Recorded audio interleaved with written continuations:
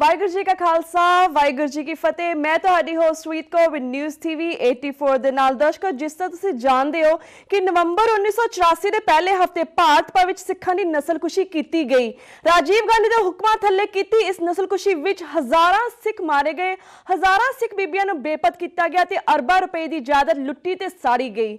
ਬਹੁਤ ਸਾਰੀਆਂ ਨਸਲਕੁਸ਼ੀ ਦੀਆਂ ਘਟਨਾਵਾਂ ਅਜੇ ਵੀ ਦੁਨੀਆ ਸਾਹਮਣੇ ਆਉਣੀਆਂ ਬਾਕੀ ਹਨ। ਅੱਜ ਜਿਸ ਸ਼ਖਸੀਅਤ ਨਾਲ ਅਸੀਂ ਗੱਲਬਾਤ ਕਰਨ ਜਾ ਰਹੇ ਹਾਂ ਉਹ ਹਨ ਸਰਦਾਰ ਮਨਵਿੰਦਰ ਸਿੰਘ ਗਿਆਸਪੁਰਾ। ਇਹ ਪੇਸ਼ੇ ਵਜੋਂ ਇੰਜੀਨੀਅਰ ਸਨ। ਜਦੋਂ ਇਹਨਾਂ ਦੇ ਕੰਨਾਂ ਵਿੱਚ ਜ਼ਿਲ੍ਹਾ ਗੁੜਗਾਉਂ ਹਰਿਆਣਾ ਦੇ ਹੋਣ ਚਿੱਲਰ ਪਿੰਡ ਵਿੱਚ ਹੋਏ ਸਿੱਖਾਂ ਦੀ ਨਸਲਕੁਸ਼ੀ ਦੀ ਗੱਲ ਪਈ ਤਾਂ ਇਹਨਾਂ ਨੇ ਖੁਦ ਉੱਥੇ ਜਾ ਕੇ ਪੜਤਾਲ ਕਰਕੇ ਹੋਣ ਚਿੱਲਰ ਵਿੱਚ ਹੋਏ ਸਿੱਖਾਂ ਦੀ ਨਸਲਕੁਸ਼ੀ ਨੂੰ ਦਾ ਮਾਮਲਾ ਸਾਰੀ ਦੁਨੀਆ ਦੇ ਸਾਹਮਣੇ ਲਿਆਂਦਾ। ਅਸੀਂ ਮਨਵਿੰਦਰ ਸਿੰਘ ਜੀ ਦੇ ਨਾਲ ਹੋਣ ਚਿੱਲਰ ਕੇਸ ਬਾਰੇ ਪਹਿਲਾਂ ਵੀ ਗੱਲ ਕਰ ਚੁੱਕੇ ਹਾਂ। ਅੱਜ ਉਹ ਗੁੜਗਾਵਾਂ ਹਰਿਆਣਾ ਵਿੱਚ ਮੌਜੂਦ ਹਨ ਕਿਉਂਕਿ ਉਹ ਇੱਕ ਹੋਰ ਕੇਸ ਦੀ ਪੜਤਾਲ ਕਰ ਰਹੇ ਹਨ ਜੋ ਕਿ ਉਹਨਾਂ ਦੇ ਨੋਟਿਸ ਵਿੱਚ ਆਇਆ ਹੈ। ਹੋਣ ਚਿੱਲਰ ਦੀ ਗੱਲ ਕਰਨ ਤੋਂ ਪਹਿਲਾਂ ਐਸੇ ਗੁੜਗਾਵਾਂ ਦੇ ਇਸ ਤਾਜ਼ੇ ਕੇਸ ਦੇ ਬਾਰੇ ਵੀ ਮਨਵਿੰਦਰ ਸਿੰਘ ਜੀ ਨਾਲ ਗੱਲਬਾਤ ਕਰਾਂਗੇ ਜੋ ਸਾਡੇ ਨਾਲ ਹੁਣ ਫੋਨ ਲਾਈਨ ਤੇ ਜੁੜ ਚੁੱਕੇ ਨੇ। ਜੀ ਵੀਰ ਜੀ, ਵਾਹਿਗੁਰੂ ਜੀ ਕਾ ਖਾਲਸਾ ਵਾਹਿਗੁਰੂ ਜੀ ਕੀ ਫਤਿਹ।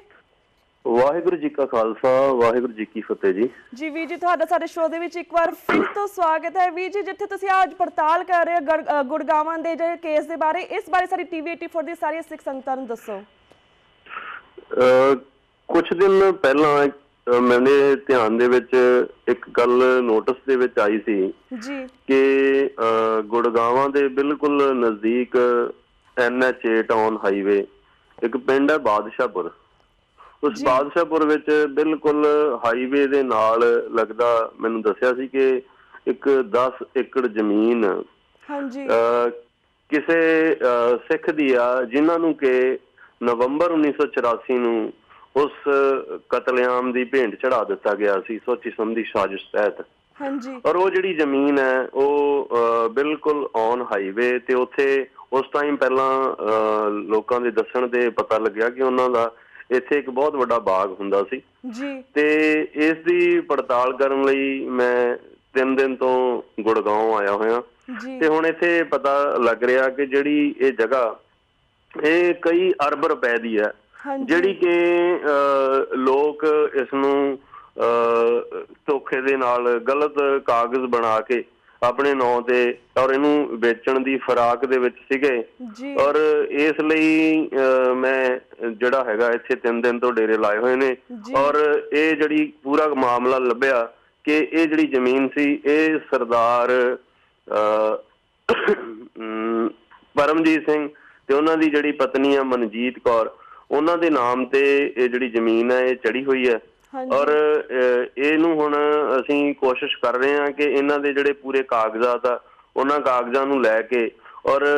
ਇਸ ਜ਼ਮੀਨ ਨੂੰ ਕਿਉਂਕਿ ਗੁੜਗਾਉਂ ਦੇ ਬਿਲਕੁਲ ਨਾਲ ਲੱਗਦੀ ਹੈ ਇਹਨੂੰ ਕੋਸ਼ਿਸ਼ ਕੀਤਾ ਜਾਵੇ ਕਿ ਸਿੱਖ ਕਮਿਊਨਿਟੀ ਨੂੰ ਇਹ ਦੇ ਕੇ ਇੱਥੇ ਕੋਈ ਸਿੱਖਾਂ ਲਈ ਵੈਲਫੇਅਰ ਲਈ ਜਾਂ ਸਿੱਖਾਂ ਲਈ ਕੋਈ ਸਕੂਲ ਦੀ ਜਾਂ ਕੋਈ ਹੋਰ ਲਈ ਅਸੀਂ ਕੋਈ ਨਾ ਕੋਈ ਅੱਗੇ ਗੱਲ ਚਲਾਵਾਂਗੇ। ਸਭ ਤੋਂ ਪਹਿਲਾਂ ਤਾਂ ਸਾਨੂੰ ਇਹ ਚੁਣੌਤੀ ਆ ਕਿ ਜਿਹੜੇ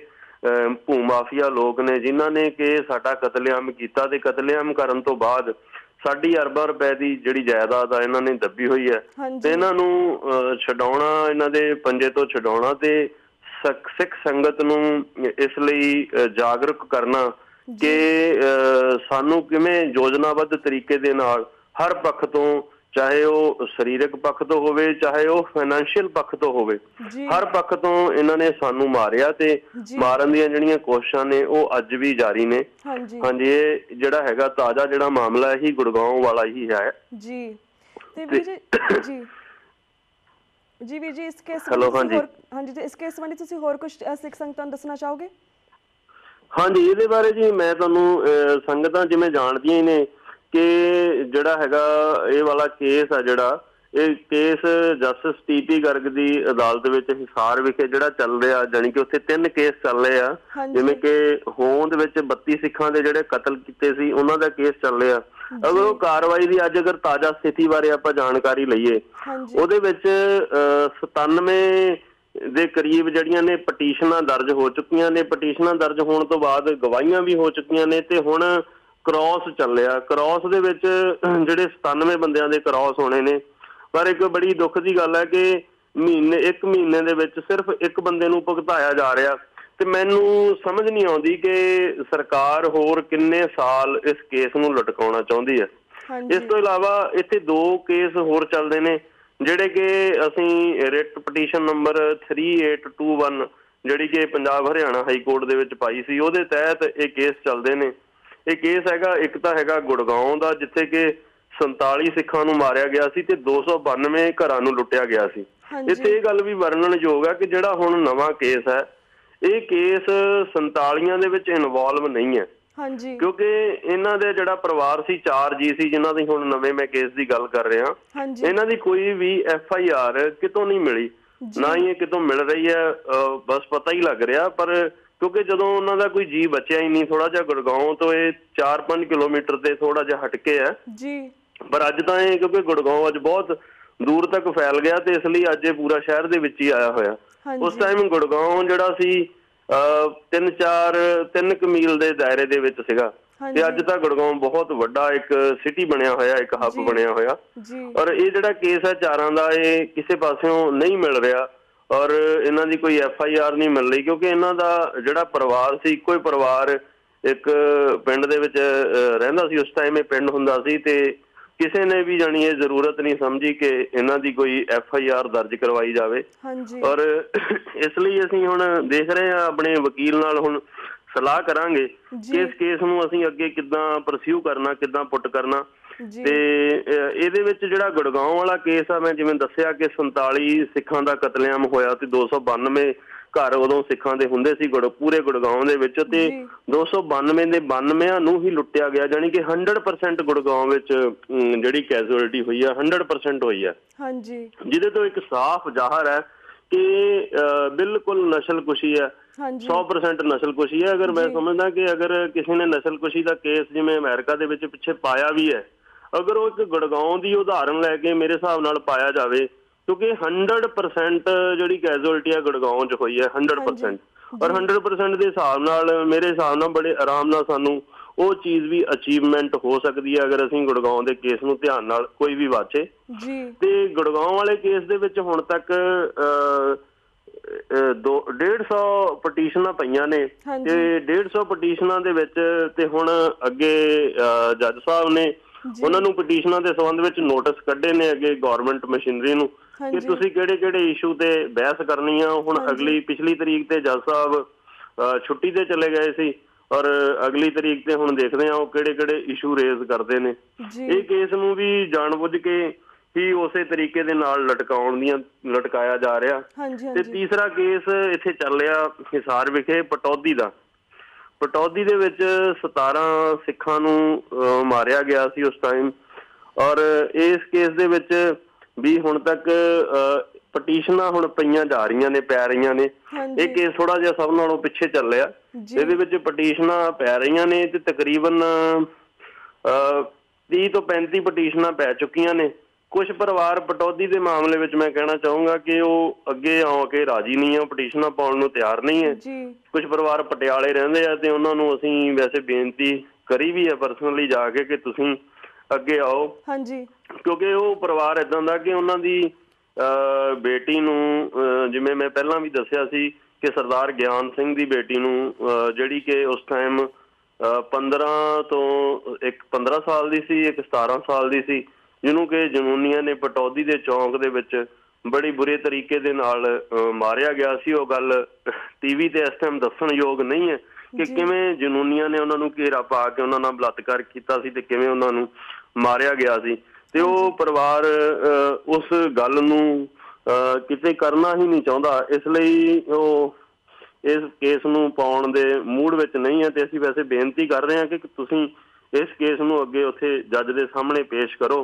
ਤਾਂ ਕਿ ਜਿਹੜੀ ਸਾਡੀ ਸਥਿਤੀ ਹੈ ਉਹ ਵੀ ਪਤਾ ਲੱਗੇ ਕਿ ਜਿਹੜੇ ਲੋਕ ਸਾਨੂੰ ਕਹਿੰਦੇ ਨੇ ਕਿ ਐਵੇਂ ਹੀ ਰੌਲਾ ਪਾਉਂਦੇ ਨੇ, ਘੱਟੋ ਘੱਟ ਉਹਨਾਂ ਨੂੰ ਚਾਨਣਾ ਹੋਵੇ ਕਿ ਕੀ ਹੋਇਆ ਸੀ, ਕਿੰਨਾ ਦਰਦਨਾਕ ਉਸ ਟਾਈਮ ਸੀਨ ਸੀ। ਇੱਕ ਦਿੱਲੀ ਦੇ ਵਿੱਚ ਪਿੱਛੇ ਜੇ ਕਾਂਡ ਹੋਇਆ ਸੀ ਤੇ ਪੂਰਾ ਦੇਸ਼ ਉੱਠ ਖੜਿਆ ਸੀ ਤੇ ਸਾਡੇ ਤਾਂ ਪਤਾ ਨਹੀਂ ਨਵੰਬਰ 1984 ਨੂੰ ਏਦਾਂ ਦੇ ਕਾਂਡ ਹਰ ਪਿੰਡ ਵਿੱਚ, ਹਰ ਸ਼ਹਿਰ ਵਿੱਚ, ਹਰ ਗਲੀ ਵਿੱਚ ਬਣਾ ਦਿੱਤੇ ਗਏ ਸੀ ਜਿੱਥੇ ਕਿ ਸਿੱਖ ਰਹਿੰਦਾ ਸੀ। ਸ਼ਾਇਦ ਸਾਨੂੰ ਮੈਂ ਸਮਝਦਾ ਕਿ ਇਸ ਦੇਸ਼ ਦੇ ਸ਼ਹਿਰੀ ਨਹੀਂ ਮੰਨਿਆ ਜਾਂਦਾ ਤੇ ਸਾਨੂੰ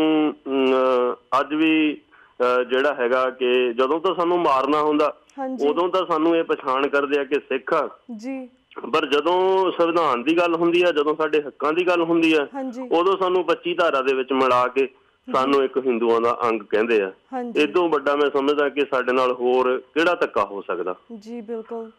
ਤੇ ਵੀਰ ਜੀ, ਜਿਸ ਤਰ੍ਹਾਂ ਤੁਸੀਂ ਆ ਸਿੱਖਾਂ ਦੀ ਇੰਨੀ ਮਦਦ ਕਰ ਰਹੇ ਹੋ, ਕਿ ਜਿਹੜੇ ਆ ਕੇਸਿਸ ਤੁਸੀਂ ਸਾਹਮਣੇ ਲੈ ਕੇ ਆਉਂਦੇ ਹੋ, ਸਾਡੇ ਸਾਰੇ ਸਾਹਮਣੇ ਲੈ ਕੇ ਆਉਂਦੇ ਹੋ, ਕਿ ਕੋਈ ਸਿੱਖ ਜਥੇਬੰਦੀ ਵੀ ਤੁਹਾਡੀ ਇਸ ਵਿੱਚ ਮਦਦ ਕਰ ਰਹੀ ਹੈ ਕਿ ਤੁਸੀਂ ਇਕੱਲੇ ਹੀ ਇਹਨਾਂ ਕੇਸਿਸ ਨੂੰ ਸਾਹਮਣੇ ਲੈ ਕੇ ਆ ਰਹੇ ਹੋ? ਨਹੀਂ ਜੀ, ਹਜੇ ਤੱਕ ਤਾਂ ਅਸੀਂ ਇਕੱਲੇ ਹੀ ਚੱਲੇ ਹੋਏ ਹਾਂ। ਅਸੀਂ ਇੱਕ ਆਪਣੀ ਜਥੇਬੰਦੀ ਬਣਾਈ ਹੋਈ ਹੈ, ਜਿਹਨੂੰ ਕਿ ਵੈਸੇ ਜਥੇਬੰਦੀ ਤਾਂ ਨਹੀਂ ਹੈ, ਉਹ 7 ਸਿੰਘਾਂ ਦੀ ਅਸੀਂ ਬਣਾਈ ਹੈ, ਹੋਂਦ ਚਿੱਲੜ ਤਾਲਮੇਲ ਕਮੇਟੀ, ਜਿਹਦੇ ਵਿੱਚ ਐਡਵੋਕੇਟ ਵੀ ਨੇ ਸਾਡੇ ਨਾਲ, ਸਰਦਾਰ ਬਰਜਿੰਦਰ ਸਿੰਘ ਲੂੰਬਾ ਜੀ ਤੇ ਮੇਰੇ ਵੀਰ ਭਾਈ ਦਰਸ਼ਨ ਸਿੰਘ ਘੋਲੀਆ ਜੀ, ਤੇ ਹੋਰ ਨੌਜਵਾਨ ਨੇ ਸੁਖਜਿੰਦਰ ਸਿੰਘ ਜੌੜਾ, ਤੇ ਕਈ ਜਿਹੜੇ ਸਿੰਘ ਨੇ ਇਹ ਮੇਰੇ ਖੜੇ ਨੇ ਮੇਰੇ ਨਾਲ। ਪਰ ਜੇ ਅਸੀਂ ਕਿਸੇ ਨਾਮੀ ਹੋਰ ਜਾਂ ਵੱਡੀ ਜਥੇਬੰਦੀ ਦੀ ਗੱਲ ਕਰੀਏ ਤੇ ਕਿਸੇ ਨੇ ਵੀ ਸਾਡੀ ਜਾਣੀ ਕਿ ਹੈਲਪ ਕਰਨ ਦੀ ਜ਼ਰੂਰਤ ਨਹੀਂ ਸਮਝੀ। ਜਿਵੇਂ ਕਿ ਅਸੀਂ ਦਾਦੂਵਾਲ ਸਾਹਿਬ ਤੱਕ ਵੀ ਪਹੁੰਚ ਕੀਤੀ ਹੈ, ਮਾਨ ਸਾਹਿਬ ਤੱਕ ਵੀ ਪਹੁੰਚ ਕੀਤੀ ਹੈ, ਹਰ ਬੰਦਿਆਂ ਨੂੰ ਅਸੀਂ ਮਿਲੇ ਹਾਂ ਤੇ ਮਿਲ ਕੇ ਅਸੀਂ ਉਹਨਾਂ ਨੂੰ ਕਿਹਾ ਕਿ ਸਾਨੂੰ ਸਹਿਯੋਗ ਕਰੋ। ਪਰ ਸਾਨੂੰ ਹਜੇ ਤੱਕ ਕਿਸੇ ਤੋਂ ਸਹਿਯੋਗ ਤਾਂ ਪ੍ਰਾਪਤ ਨਹੀਂ ਹੋਇਆ। ਪਰ ਚਲੋ ਜਿੰਨੀ ਵੀ ਸਾਡੀ ਕੋਈ ਕਰਦਾ, ਅਸੀਂ ਸਾਰਿਆਂ ਦਾ ਸ਼ੁਕਰਗੁਜ਼ਾਰ ਕਰਦੇ ਹਾਂ, ਜਾਣੀ ਕਿ ਕਿਸੇ ਦਾ ਕੋਈ ਉਹ ਨਹੀਂ ਹੈ। ਕਿਉਂਕਿ ਹਰੇਕ ਦੇ ਮੈਂ ਸਮਝਦਾ ਪਤਾ ਨਹੀਂ ਕਿਉਂ ਹਰੇਕ ਨੇ ਨਾ ਆਪਣੇ ਇੱਕ ਫੀਲਡ ਬਣਾ ਲਏ ਨੇ। ਉਹ ਕਹਿੰਦਾ ਕਿ ਮੈਂ ਇਸੇ ਫੀਲਡ ਤੇ ਗੱਲ ਕਰਨੀ ਹੈ, ਉਹ ਕਹਿੰਦਾ ਮੈਂ ਇਸੇ ਫੀਲਡ ਤੇ ਗੱਲ ਕਰਨੀ ਹੈ। ਜਦੋਂ ਮੈਂ ਸਮਝਦਾ ਕਿ ਕਿਸੇ ਵੀ ਟਾਈਮ ਤੇ ਜਦੋਂ ਕਿਸੇ ਨੂੰ ਕੋਈ ਪ੍ਰੋਬਲਮ ਆਵੇ, ਜਦੋਂ ਕੋਈ ਭੀੜ ਆਵੇ, ਉਸ ਟਾਈਮ ਸਾਨੂੰ ਇਕੱਠੇ ਹੋ ਕੇ ਉਸ ਇਸ਼ੂ ਤੇ ਸਾਰਿਆਂ ਨੂੰ ਆਵਾਜ਼ ਰੇਜ਼ ਕਰਨੀ ਚਾਹੀਦੀ ਹੈ, ਤਾਂ ਕਿ ਜਿਹੜੀ ਸਾਡੀ ਗੱਲ ਹੈ ਇੱਕ ਸਾਂਝੇ ਸੰਯੁਕਤ ਰੂਪ ਵਿੱਚ ਲੋਕਾਂ ਦੇ ਵਿੱਚ ਜਾਵੇ, ਕਿਤੇ ਲੋਕਾਂ ਨੂੰ ਇਹ ਨਾ ਲੱਗੇ ਵੀ ਇਹ ਇਕੱਲੇ ਹੀ ਕੋਈ ਤੁਰੇ ਫਿਰਦੇ ਆ। ਜੀ ਬਿਲਕੁਲ। ਤੇ ਵੀਰ ਜੀ, ਅਸੀਂ ਵੀ ਇਹ ਚਾਹੁੰਦੇ ਕਿ TV 84 ਆਈ ਜਿਹੜੇ ਸਾਰੀ ਸਿੱਖ ਸੰਗਤਾਂ ਤੁਹਾਨੂੰ ਸੁਣ ਰਹੀਆਂ ਨੇ, ਉਹਨਾਂ ਨੂੰ ਪਤਾ ਲੱਗੇ ਕਿ ਕਿਸ ਤਰ੍ਹਾਂ ਸਟੈਪਸ ਲੈਣੇ, ਕਿਸ ਤਰ੍ਹਾਂ ਇਕਜੁੱਟ ਹੋ ਕੇ ਇਸ ਲੜਾਈ ਨੂੰ ਅਸੀਂ ਇਕੱਠੇ ਲੜਨਾ, ਅਲੱਗ-ਅਲੱਗ ਹੋ ਕੇ ਸਾਡੇ ਲੜਾਈ ਨਹੀਂ ਲੜੀ ਜਾਣੀ। ਤੇ ਵੀਰ ਜੀ, ਹੁਣ ਅਸੀਂ ਹੋਂਦ ਚਿੱਲੜ ਪਿੰਡ ਦੇ ਕੇਸ ਵੱਲ ਵੀ ਮੁੜਦੇ ਹਾਂ। ਜਿਸ ਤਰ੍ਹਾਂ ਇਹ ਕੇਸ ਗਰਗ ਮਿਸ਼ਨ ਇਸ ਕੇਸ ਦੀ ਪੜਤਾਲ ਕਰ ਰਹੀ ਸੀ, ਇਸ ਕੇਸ ਦਾ ਹੁਣ ਸਟੇਟਸ ਕੀ ਹੈ, ਇਸ ਬਾਰੇ ਵੀ ਸਾਰੀ ਸਿੱਖ ਸੰਗਤਾਂ ਨੂੰ ਦੱਸੋ। ਜਿਵੇਂ ਮੈਂ ਦੱਸਿਆ ਸੀ ਕਿ ਹੋਂਦ ਚਿੱਲੜ ਦਾ ਜਿਹੜਾ ਕੇਸ ਹੈ, ਇਹ ਕੇਸ ਦੇ ਵਿੱਚ 97 ਪਟੀਸ਼ਨਾਂ ਪਈਆਂ ਸੀ, ਤੇ 97 ਪਟੀਸ਼ਨਾਂ ਦੇ ਵਿੱਚ ਪੈਣ ਤੋਂ ਬਾਅਦ ਤੇ ਉਹਨਾਂ ਨੇ ਸਾਰੇ ਬੰਦਿਆਂ ਨੇ ਬੜੀਆਂ ਨਿਡਰ ਹੋ ਕੇ, ਬੜੀਆਂ ਨਿਰਭੈਤਾ ਦੇ ਨਾਲ ਗਵਾਹੀਆਂ ਦਿੱਤੀਆਂ ਨੇ ਤੇ ਦੱਸਿਆ ਕਿ ਕਿਵੇਂ ਉਹਨਾਂ ਨੂੰ ਮਾਰਿਆ ਗਿਆ, ਕਿਵੇਂ ਉਹਨਾਂ ਦੇ ਬੱਚਿਆਂ ਨੂੰ, ਛੋਟੇ ਬੱਚਿਆਂ ਨੂੰ ਕਿਵੇਂ ਕੰਧਾਂ ਨਾਲ ਪਟਕਾ ਕੇ ਮਾਰਿਆ। ਏਦਾਂ ਦੀਆਂ ਦਿਲ ਦਹਿਲਾਉਣ ਵਾਲੀਆਂ ਘਟਨਾਵਾਂ ਆ ਰਹੀਆਂ ਨੇ ਕਿ ਇੱਕੋ ਪਰਿਵਾਰ ਦੇ 10-10 ਜੀ, 15-15 ਜੀਆਂ ਨੂੰ ਸ਼ਹੀਦ ਕੀਤਾ ਗਿਆ, ਤੇ ਬੜੀ ਨਿਰਦੈਤਾ ਦੇ ਨਾਲ ਇੱਕ ਫੌਜੀ ਸਿੰਘ ਨੂੰ, ਜਿਹੜਾ ਕਿ ਆਪਣੇ ਘਰ ਛੁੱਟੀ ਕੱਟਣ ਲਈ ਆ ਰਿਹਾ ਸੀ, ਤੇ ਉਹ ਇੱਕ ਪਿੰਡ, ਇਸ ਸਰਦਾਰਾਂ ਦੇ ਪਿੰਡ ਸਮਝ ਕੇ ਇੱਥੇ, ਜਿਸਨੇ ਕਿ ਆਪਣਾ ਬਚਾਅ ਲਈ ਸ਼ੈਲਟਰ ਲਈ ਸੀ ਵੀ ਮੇਰਾ ਸ਼ਾਇਦ ਇੱਥੇ ਬਚਾਅ ਹੋ ਜਾਏਗਾ, ਔਰ ਉਸਨੂੰ ਵੀ ਗੁਰਦੁਆਰੇ ਦੇ ਅੰਦਰ ਹੀ ਸ਼ਹੀਦ ਕੀਤਾ ਗਿਆ।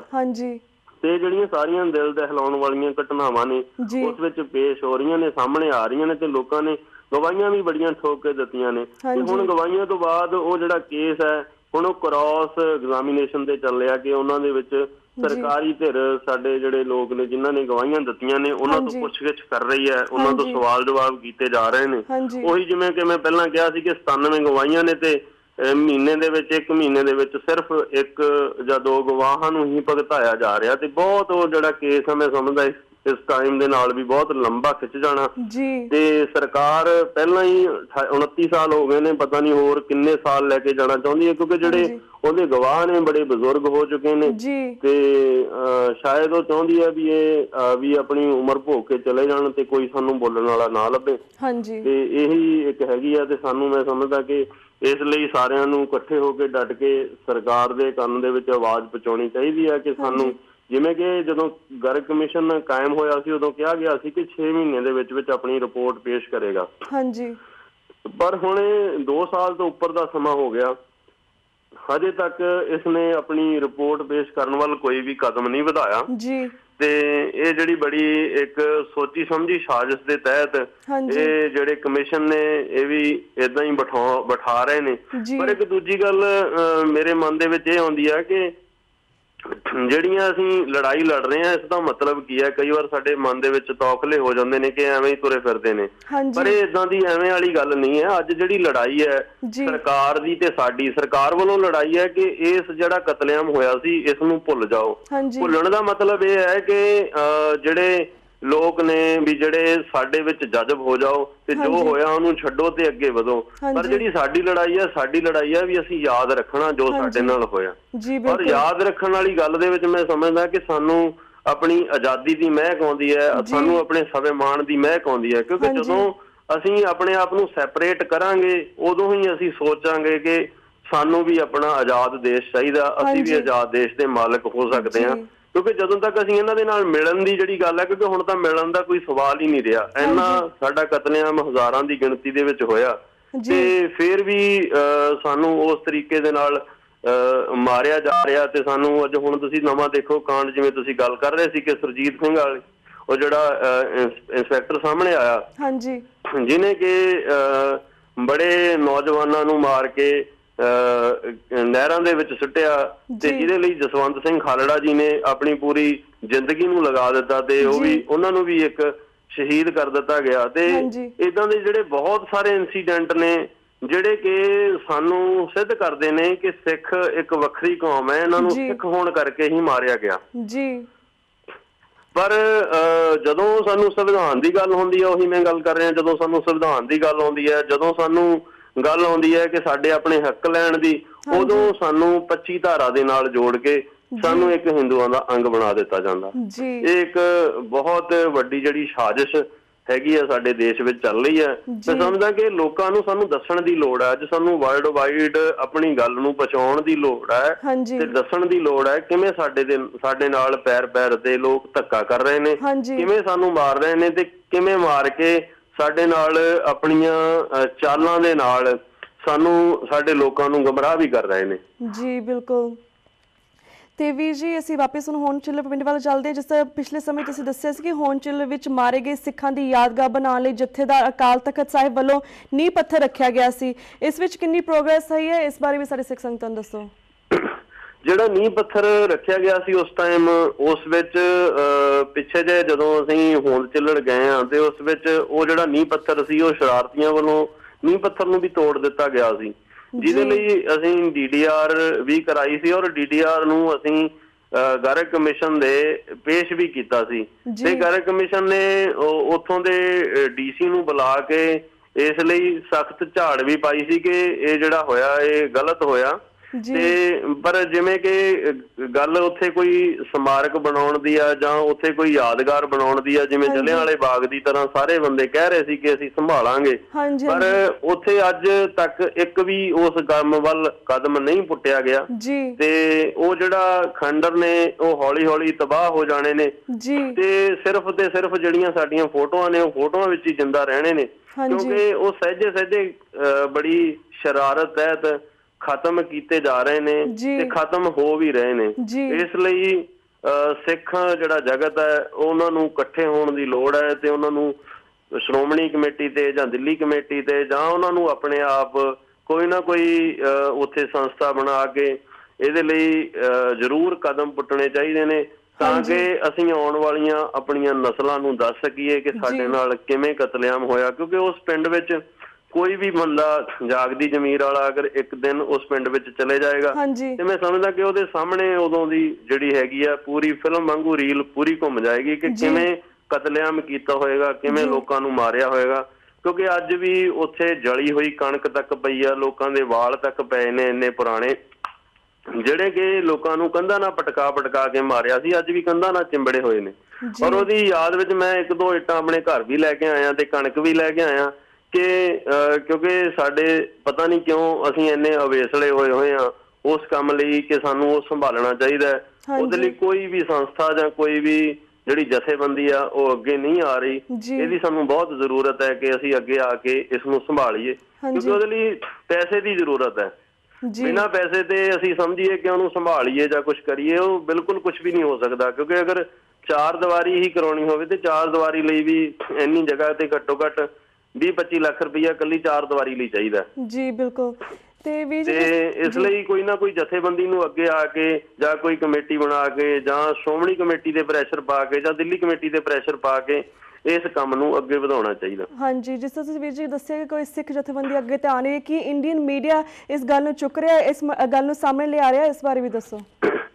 ਇੰਡੀਅਨ ਜਿਹੜਾ ਮੀਡੀਆ ਉਹਨੂੰ ਤੁਸੀਂ ਜਾਣਦੇ ਆ ਕਿ ਉਹ ਬੜਾ ਪੱਖਪਾਤੀ ਮੀਡੀਆ ਤੇ ਕੋਈ ਵੀ ਜਿਹੜੀ ਸਿੱਖਾਂ ਦੀ ਗੱਲ ਹੈ ਉਹਨੂੰ ਕੋਸ਼ਿਸ਼ ਕੀਤੀ ਜਾਂਦੀ ਹੈ ਕਿ ਦਬਾ ਦਿੱਤਾ ਜਾਵੇ ਔਰ ਉਹਨੂੰ ਬੜੇ ਹਲਕੇ ਤਰੀਕੇ ਨਾਲ ਪੇਸ਼ ਕੀਤਾ ਜਾਵੇ ਤਾਂ ਕਿ ਲੋਕਾਂ ਦੇ ਵਿੱਚ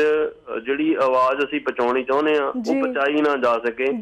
ਬਸ ਅੱਜ ਦਾ ਜਿਹੜਾ ਮੀਡੀਆ ਸਿਰਫ ਸਾਡੇ ਕੋਲ ਇੱਕ ਫੇਸਬੁੱਕ ਜ਼ਰੀਆ ਰਹਿ ਗਿਆ ਤੇ ਤੁਹਾਡੇ ਵਰਗੇ ਜਿਹੜੇ ਕੁਝ ਕੁ ਚੈਨਲ ਨੇ ਜਾਂ ਕੁਝ ਕੁ ਪੱਤਰਕਾਰ ਨੇ ਜਿਹੜੀ ਸਾਡੀ ਗੱਲ ਨੂੰ ਆਵਾਜ਼ ਨੂੰ ਲੋਕਾਂ ਤੱਕ ਪਹੁੰਚਾਉਂਦੇ ਨੇ। ਇਹਨਾਂ ਤੋਂ ਇਲਾਵਾ ਹੋਰ ਕੋਈ ਵੀ ਜਿਹੜਾ ਮੀਡੀਆ ਸਾਡੇ ਹੱਕ ਦੇ ਵਿੱਚ ਨਹੀਂ ਭੁਗਤਦਾ, ਸਾਡੀ ਖਬਰ ਤੱਕ ਕੋਈ ਲਾਉਣ ਨੂੰ ਇੰਨੇ ਕਤਲ ਹੋਏ ਗਏ, ਇੰਨੇ ਸ਼ਹੀਦ ਹੋਏ, ਉਹਨਾਂ ਨੂੰ ਖਬਰ ਤੱਕ ਲਾਉਣ ਲਈ ਕੋਈ ਰਾਜ਼ੀ ਨਹੀਂ ਹੈ। ਕਈ ਤਾਂ ਮੀਡੀਆ ਦੇ ਏਦਾਂ ਦੇ ਜਿਹੜੇ ਪੰਜਾਬੀ ਅਖਬਾਰ ਨੇ ਜਿਹੜੇ ਕਿ ਸਾਡੇ ਪੈਸੇ ਦੇ ਨਾਲ ਲੋਕਾਂ ਦੀ ਗੋਲਕ ਦੇ ਨਾਲ ਬਣੇ ਨੇ ਔਰ ਉਹ ਵੀ ਸਾਨੂੰ ਕਈ ਵਾਰ ਕਹਿੰਦੇ ਨੇ ਕਿ ਫੰਡ ਦਿਓ ਤਾਂ ਤੁਹਾਡੀ ਖਬਰ ਲਾਵਾਂਗੇ ਤੇ ਅਸੀਂ ਤਾਂ ਉਹਨਾਂ ਨੂੰ ਹੱਥ ਜੋੜ ਕੇ ਬੇਨਤੀ ਕਰ ਦਿੰਦੇ ਆ ਕਿ ਸਾਡੇ ਕੋਲ ਕੋਈ ਫੰਡ ਨਹੀਂ ਹੈ, ਨਾ ਅਸੀਂ ਫੰਡ ਕਿਸੇ ਤੋਂ ਲੈਨੇ ਆ ਨਾ ਅਸੀਂ ਕਿਸੇ ਨੂੰ ਦਿੰਨੇ ਆ, ਤੁਹਾਡੀ ਮਰਜ਼ੀ ਹੈ, ਤੁਸੀਂ ਲਾਓ ਚਾਹੇ ਨਾ ਲਾਓ। ਮੈਂ ਅਖਬਾਰਾਂ ਦਾ ਕਈ ਜਿਹੜੇ ਪੰਜਾਬੀ ਅਖਬਾਰ ਨੇ ਚੰਡੀਗੜ੍ਹ ਤੋਂ ਨਿਕਲਦੇ ਨੇ ਉਹਨਾਂ ਦਾ ਨਾਂ ਨਹੀਂ ਲੈਣਾ ਚਾਹੁੰਦਾ ਪਰ ਉਹ ਸਾਡੇ ਤੋਂ ਸ਼ਰੇਆਮ ਕਹਿੰਦੇ ਨੇ ਕਿ ਫੰਡ ਦਿਓ ਤਾਂ ਤੁਹਾਡੀ ਖਬਰ ਲੱਗੇਗੀ। ਤੁਸੀਂ ਅਗਰ ਪਿਛਲੇ 1 ਸਾਲ ਦੇ ਅਖਬਾਰ ਦੇਖੋ ਪੰਜਾਬ ਦੇ, ਉਹਦੇ ਵਿੱਚ ਜਿਹੜੇ ਤਕਰੀਬਨ ਨਾਮੀ ਅਖਬਾਰ ਨੇ ਜਗਬਾਣੀ ਤੱਕ ਵੀ ਉਹ ਸਾਡੀ ਖਬਰ ਨੂੰ ਪ੍ਰਕਾਸ਼ਿਤ ਕਰਦੇ ਨੇ ਪਰ ਉਹ ਜਿਹੜਾ ਅਖਬਾਰ ਸਾਡੇ ਆਪਣੇ ਪੈਸੇ ਦੇ ਨਾਲ ਬਣਿਆ, ਸਾਡੇ ਆਪਣੇ ਦਸਵੰਧ ਦੇ ਨਾਲ ਬਣਿਆ, ਲੋਕਾਂ ਨੇ ਬੜੀ ਮਿਹਨਤ ਕਰਕੇ ਕਿਹਾ ਸੀ ਕਿ ਅਸੀਂ ਆਪਣਾ ਮੀਡੀਆ ਸਥਾਪਿਤ ਕਰ ਰਹੇ ਹਾਂ ਔਰ ਉਸ ਅਖਬਾਰ ਨੇ ਪਿਛਲੇ 1 ਸਾਲ ਤੋਂ ਸਾਡੀ ਕੋਈ ਵੀ ਨਿਊਜ਼ ਜਾਂ ਕੋਈ ਵੀ ਉਹਦੇ ਵਿੱਚ ਨਹੀਂ ਪ੍ਰਕਾਸ਼ਿਤ ਕੀਤੀ। ਉਹਦਾ ਕਾਰਨ ਇੱਕੋ ਹੀ ਇੱਕ ਹੈ ਕਿ ਅਸੀਂ ਉਹਨਾਂ ਨੂੰ ਫੰਡ ਨਹੀਂ ਦੇ ਪਾਏ। ਜੇ ਬੇਨਤੀ ਆ ਹੁਣ ਸੰਗਤ ਨੂੰ ਇਹੀ ਕਿ ਉਹ ਨੌ ਦਾ ਆਪੇ ਸਮਝ ਗਏ ਹੋਣਗੇ ਤੇ ਉਹ ਫਿਰ ਆਪਣੇ ਆਪ ਵੀ ਫੰਡ ਉਹਨਾਂ ਨੂੰ ਪਹੁੰਚਾ ਦੇਣ ਤਾਂ ਕਿ ਸਾਡੀ ਜਿਹੜੀ ਖਬਰ ਆ ਉਹ ਲੱਗਣੀ ਸ਼ੁਰੂ ਹੋ ਜਾਵੇ ਕਿਉਂਕਿ ਸਾਡੇ ਕੋਲ ਕੋਈ ਫੰਡ ਨਹੀਂ ਉਹਨਾਂ ਨੂੰ ਦੇਣ ਨੂੰ। ਤੇ ਵੀਰ ਜੀ ਸਭ ਕੁਝ ਬਹੁਤ ਕਲੀਅਰ ਹੈ ਕਿ ਸਾਰੀ ਸਿੱਖ ਸੰਗਤਾਂ ਸਮਝ ਗਈਆਂ ਤੁਸੀਂ ਕੀ ਕਹਿਣਾ ਚਾਹੁੰਦੇ ਤੇ ਬਹੁਤ ਸ਼ਰਮ ਵਾਲੀ ਗੱਲ ਹੈ ਕਿ ਆਪਣੇ ਸਿੱਖ ਸੰਗਤਾਂ ਜਿਹੜੀਆਂ ਪੰਜਾਬ ਦੇ ਵਿੱਚ ਨੇ ਸਾਡੀਆਂ ਆਪਣੀ ਨਿਊਜ਼ ਨੂੰ ਲਗਾਉਣ ਲਈ ਫੰਡ ਮੰਗਦੀਆਂ ਨੇ ਪਰ ਤੁਸੀਂ TV 84 ਰਾਹੀਂ ਤਾਂ ਸਾਨੂੰ ਇਹ ਦੱਸੋ ਕਿ ਜਿਸ ਤਰ੍ਹਾਂ ਇੰਡੀਆ ਦੀ ਸਰਕਾਰ ਹੈ ਸਾਨੂੰ ਇਨਸਾਫ ਤਾਂ ਨਹੀਂ ਮਿਲਣਾ ਜਦੋਂ ਜੂਨ 84 ਦਾ ਚਾਹੇ ਨਵੰਬਰ 84 ਦਾ ਚਾਹੇ ਸੁਰਜੀਤ ਸਿੰਘ ਦਾ ਕੇਸ ਸਾਹਮਣੇ ਜਸਵਾਲ ਸਿੰਘ ਖਾਲੜਾ ਦਾ ਕੇਸ ਸਾਹਮਣੇ ਆਉਂਦਾ ਹੈ ਸਾਨੂੰ ਇਨਸਾਫ ਨਹੀਂ ਮਿਲਦਾ ਪਰ ਬਾਹਰ ਦੀਆਂ ਸੰਗਤਾਂ ਅਸੀਂ ਪੰਜਾਬ ਦੇ ਇਨਸਾਫ ਲੈਣ ਲਈ ਕੀ ਕਰ ਸਕਦੀਆਂ ਨੇ ਇਸ ਬਾਰੇ ਵੀ ਦੱਸੋ। ਜਿਹੜੀਆਂ ਮੈਂ ਸਮਝਦਾ ਕਿ ਅੱਜ ਜਿਹੜੀ ਸਾਨੂੰ ਲੋੜ ਹੈ ਕਿ ਅਸੀਂ ਆਪਣੇ ਬੱਚਿਆਂ ਨੂੰ ਤੇ ਆਪਣੇ ਜਿਹੜੇ ਨਾਲ ਦੇ ਜਿਹੜੇ ਇਨਸਾਫ ਪਸੰਦ ਲੋਕ ਨੇ ਉਹਨਾਂ ਨੂੰ ਅਸੀਂ ਵੱਧ ਤੋਂ ਵੱਧ ਦੱਸੀਏ ਕਿ ਸਾਡੇ ਨਾਲ ਕਿੱਦਾਂ ਕਤਲੇਆਮ ਹੋਇਆ, ਕਿੱਦਾਂ ਸਾਡੇ ਨਾਲ ਜ਼ੁਲਮ ਹੋਇਆ। ਅੱਜ ਸਾਨੂੰ ਮੀਡੀਏ ਦੀ ਬਹੁਤ ਜ਼ਬਰਦਸਤ ਮੀਡੀਏ ਦੀ ਜ਼ਰੂਰਤ ਹੈ। ਉਸ ਮੀਡੀਏ ਦੇ ਰਾਹੀਂ ਅਸੀਂ ਲੋਕਾਂ ਨੂੰ ਦੱਸ ਸਕਦੇ ਹਾਂ ਕਿ ਸਾਡੇ ਨਾਲ ਕਿਵੇਂ ਕਤਲੇਆਮ ਹੋਇਆ ਤੇ ਜਦੋਂ ਮੈਂ ਸਮਝਦਾ ਕਿ ਸਾਡੇ ਨਾਲ ਇਨਸਾਫ ਪਸੰਦ ਲੋਕ ਬਹੁਤ ਸਾਰੇ ਜਿਹੜੇ ਮਨੁੱਖਤਾ ਪ੍ਰਸਤ ਲੋਕ ਨੇ ਜਦੋਂ ਸਾਡੇ ਨਾਲ ਜੁੜ ਜਾਣਗੇ ਵੱਡੀਆਂ ਅੱਜ ਮੈਂ ਸਮਝਦਾ ਕਿ ਅਮਰੀਕਾ ਦੇ ਵਿੱਚ ਅਸੀਂ ਆਪਣੀ ਪੂਰੀ ਤਾਕਤ ਬਣਾ ਲਈ ਹੈ ਜਿਹੜਾ ਸਾਡਾ ਇੱਕ ਬੜਾ ਅਸੀਂ ਆਪਣਾ ਪਾਰਲੀਮੈਂਟ ਤੱਕ ਆਪਣੀ ਪਹੁੰਚ ਬਣਾ ਲਈ ਹੈ ਤੇ ਬੜੀ ਖੁਸ਼ੀ ਦੀ ਗੱਲ ਹੈ ਤੇ ਉੱਥੋਂ ਤੱਕ ਅਸੀਂ ਪਹੁੰਚ ਕਰਕੇ ਅਸੀਂ ਆਪਣੇ ਦੇਸ਼ ਬਣਾਉਣ ਵੱਲ ਮੈਂ ਸਮਝਦਾ ਕਿ ਕੋਈ ਨਾ ਕੋਈ ਕਦਮ ਪੁੱਟੀਏ ਤੇ ਇਹ ਕੋਈ ਦੂਰ ਬਹੁਤਾ ਔਖਾ ਕੰਮ ਨਹੀਂ ਹੈ ਕਿਉਂਕਿ ਹਰ ਕੰਮ ਨੂੰ ਅਸੀਂ ਸਮਝਦੇ ਹਾਂ ਕਿ ਬੁਲਟ ਨਾਲ ਨਹੀਂ ਹੋ ਸਕਦਾ ਤੇ ਏਦਾਂ ਜਿਹੜੇ ਲੋਕ ਨੇ ਜਿਵੇਂ ਯਹੂਦੀਆਂ ਨੇ ਆਪਣਾ ਦੇਸ਼ ਬਣਾਇਆ ਆਪਣੀ ਸਮਝ ਦੇ ਨਾਲ ਆਪਣੀ ਅਕਲ ਦੇ ਨਾਲ ਉਦਾਂ ਅਸੀਂ ਵੀ ਸਿੱਖ ਵੀ ਮੈਂ ਸਮਝਦਾ ਕਿ ਆਪਣੇ ਜਿਹੜੇ ਸਾਡੇ ਤੇ ਜਿਹੜੇ ਜ਼ੁਲਮ ਹੋਏ ਨੇ ਉਹਨਾਂ ਨੂੰ ਪ੍ਰਚਾਰ ਕੇ ਜਿਹੜੇ ਮਨੁੱਖਤਾਵਾਦੀ ਲੋਕ ਨੇ ਉਹਨਾਂ ਨੂੰ ਦੱਸੀਏ ਕਿ ਅਸੀਂ ਉਸ ਦੇਸ਼ ਵਿੱਚ ਸੇਫ ਨਹੀਂ ਆ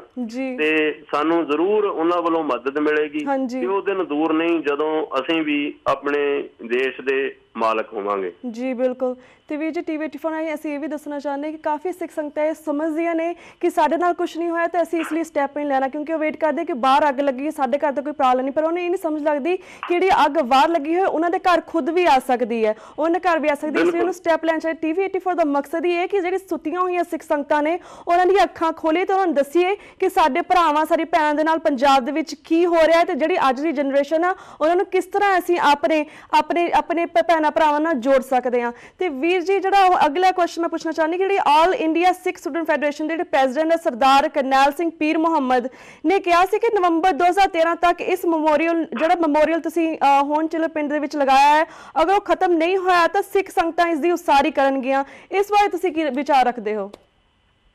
ਇਸ ਬਾਰੇ ਮੈਂ ਕੋਈ ਵੀ ਵਿਚਾਰ ਨਹੀਂ ਦੇਖਣਾ ਚਾਹੁੰਦਾ ਕਿਉਂਕਿ